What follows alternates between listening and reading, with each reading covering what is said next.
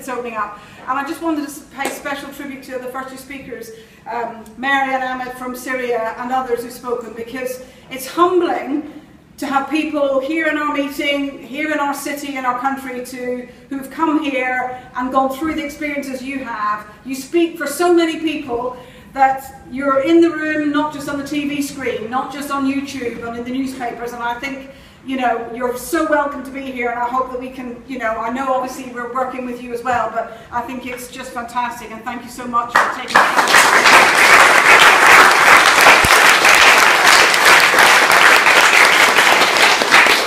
Calls in Britain today, the crisis, they call it, as if it's some sort of thing that just happens like the weather, of refugees, is something, it's a central dividing line, isn't it?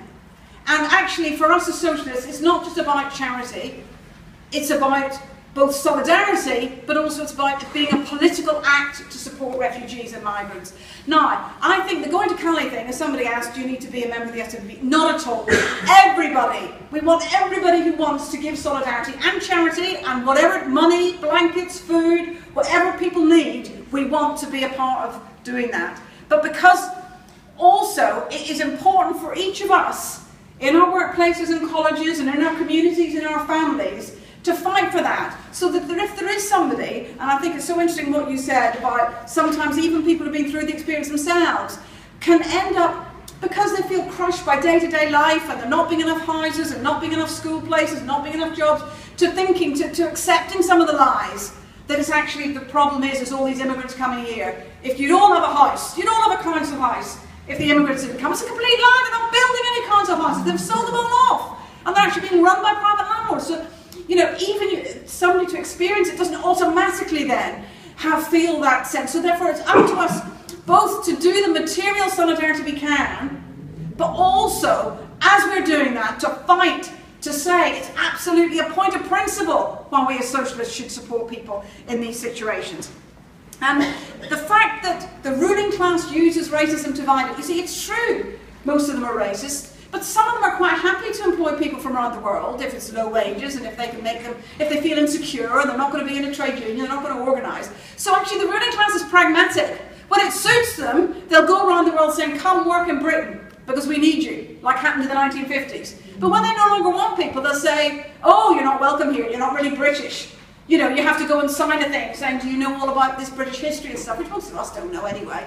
But these are the things that they're trying, the hoops they try to push people through in order to have the right to live in this country. And so we say racism is used to divide us, we have to challenge it wherever it is expressed. And at the moment, it is being most openly, day to day, it's the most mainstream, isn't it, is to attack refugees. The other way racism is expressed, and which we haven't talked about tonight, but I don't want to go away without mentioning it, is Islamophobia.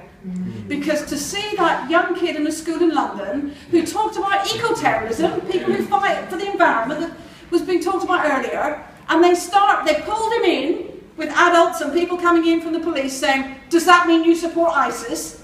It's just outrageous. You know, so people said it's outrageous about the kid in London, in America, who built a clock and was, you know, this is happening in our country, our government, our police, our MI5, spying on Muslims, making us want to think they're all terrorists and violent. And I think it's absolutely another point of principle that when we talk about what's going on, so many of the refugees are Muslim fleeing from the Syrian war, but that's not the point. Everywhere we look at the people who are being demonised, scapegoated, oppressed, and we stand with them against this filthy government and the politicians who want to tell lies.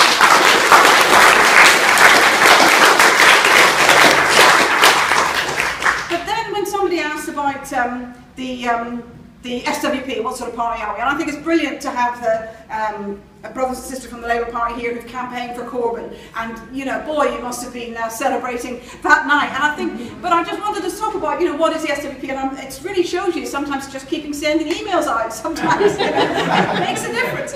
But you see, because we are a political party, we're not just a campaign on certain issues, though we campaign on all issues, and sometimes we do stand for Parliament, or we're part of other organisations that stand for Parliament or councillors and all the rest of it, because elections matter.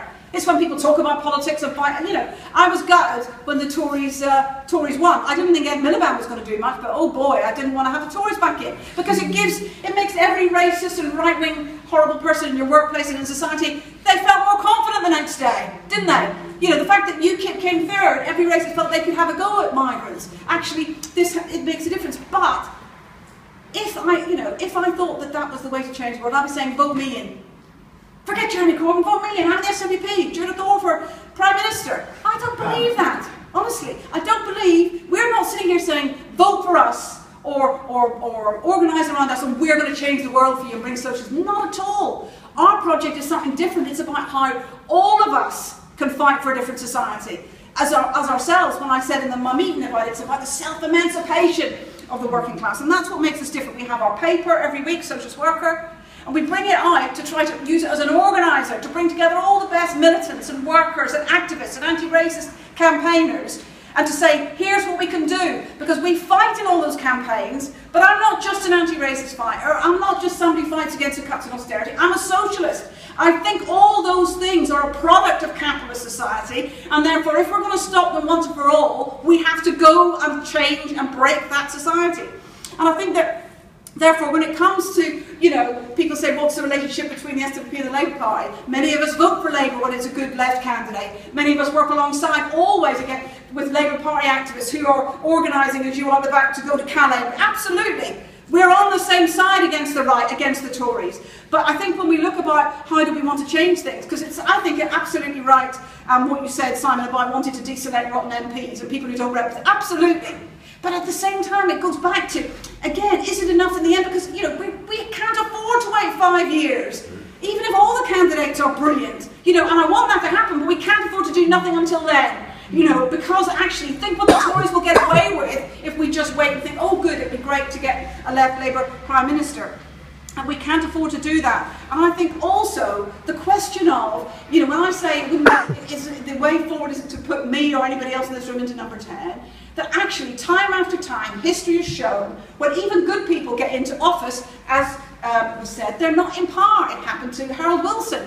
And most recently it happened to Syriza in Greece. Why did they get elected? Against austerity, against what the EU banks are doing, making them pay a debt which was just bankers' debt. The bailout is not for ordinary Greeks. The bailout is for the banks who lent money and speculated. And what are they doing now? They've just been re-elected, and what are they going to do? They're going to impose an austerity on people. They're going to make cuts on ordinary people. They don't like doing it, but the logic of a project that just looks to Parliament, that just looks to working within the system, can force you into those situations. And we have to learn the lessons of that. We support Syriza against the right wing. We support those people fighting for something different. But I tell you what, we have to fight ourselves. You have to look for the strength that is the collective power of ordinary people. And I think that, you know, the tragedy of the last few years of the previous government, the coalition government and this one, is that time after time, as one of the comrades said, the trade union leaders have retreated from a fight. We've had some fantastic fights, you know, in the last government. You know, the biggest strike ever of working class women in this country, 2.6 million people went on strikes a day about pensions, public sector workers, majority of them women. It was a historic day. But within days, the trade union leaders retreated. This is a scandal. How do we stop that happening is by building our own rank-of-the-mill grassroots organisation and strength. And so that is what the SWP is about. Because I tell you what, we fight. We fight the EDL when they come. We fight UKIP and say, you know, they're a disgrace and they're against migrants. We fight the Tories, we fight the councils who want to put through cuts, etc. But honestly, previous generations have done this as well. Time after time we come back to fight the products of the system. Now, do we really want, in another 50 years, for our children and grandchildren to be gathering in this room in a socialist meeting and saying, we've got to fight the racists, we've got to defend the refugees who are fleeing another war, we've got to fight those nutters outside who say that you know, white supremacy and everything else, we've got to fight the cuts that ordinary working class people are fighting. Do we want to keep coming back generation after generation doing this? No, I'm sure none of us do. And that's why we have to have a bigger vision. It is, the day-to-day struggles are not just good in themselves in terms of resistance. They're about how do we coalesce all the best people together in order to fight on the big struggles. Because every little struggle gives people confidence. You see it on picket lines, on demonstrations. People look around and they feel it, they blossom, they feel a bit bigger. Because capitalism wants to crush us and make us feel like we're just a tiny little cog in a system that looks out of control. The environment's at threat. There's a world crisis at the banks. All the graphs are going up and down. It seems like something that's beyond us. But actually, it is possible for us to do something different. And I think that when you look about what we say about socialism, my final couple of points are this. I think it was interesting what people were saying about selfishness, because we live in a system that rewards greed, that says competition is natural, that says it's part of our human nature, the dog eat dog, isn't it? It's just inevitable, because it comes from human beings, we're told. And this is just a nonsense. It's just a justification for the way the system happens to be organised. In fact, for the vast bulk of human history, we haven't lived in a class society, let alone capitalism, and therefore it's not natural for humans to be in this way. And so I think we have to look, even though the ideology can be sometimes accepted by a lot of people, which is maybe racist ideas or other ideas about, of course, you know, the rich take risks and to give us jobs, all this sort of nonsense. Sometimes those are accepted. But actually, even in a society that's pushing those, there are still people who defend refugees. There's still people who go on and strike. There's still people who'll say you can't make that homophobic joke, or who'll stand up against sexism. Because actually we're not just empty vessels for the ruling class ideas. There's always a tension between our real life experience. Sometimes even somebody who has racist ideas will say, well, except my neighbour's a really nice person, and they're a Muslim family, or whatever. And actually, because the more people experience a life and solidarity amongst people, the more their ideas change.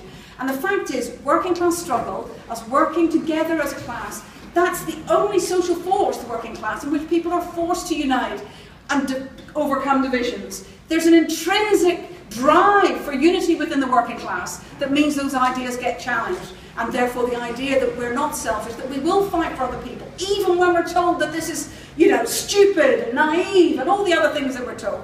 I think, imagine what it would be like in a society where cooperation and collective striving together and some sort of sense of solidarity across all of us was something encouraged and something that was at the root of society. Think of the possibilities for human endeavour, for the productivity that there is in the system now. There is enough to feed everybody, to give everybody clean water, for everybody to have a home in the world. Even as the population grows, there is plenty. It's only because capitalism organises it that it means that people go without. And therefore the potential is enormous. And I think that's what we have to say that we're fighting for tonight. A socialist society is possible. And actually I think the idea that we're talking about this in with a bigger audience about socialism in these last few weeks is something we need to absolutely use that opportunity. Whether it's to come and march in Manchester in the 4th, I hope there'll be thousands of us out in the street that day. But more than that, we keep going. We have to build fights that actually challenge the power of the Tories. And I think that, you know, when you talk about the idea that the brother at the back said, now is the moment, I think he said, I agree with that. We had our front page of Socialist Worker last week saying seize the time. I think there's something going on in British politics at the moment. I think there's big changes and big possibilities. We have differences and debates that we can have amongst in the working class about a way forward. But I'm fighting here for the possibility of revolutionary change, for getting rid of the system that is the root of all the problems that you've all discussed today. And I'm also fighting for a party that brings together all the best activists, whether you're against racism, fighting for refugees, fighting the cuts, fighting austerity, fighting Deagle Max, which is just another excuse to say, oh, you voted for your own cuts in your own area. All of these things have to be united together in an organisation, in a party that says we can fight, we can win, and we can build a different sort of society. So now is the time. I hope the brother at the back and many more of you will join us again, join the struggle and join the SWP.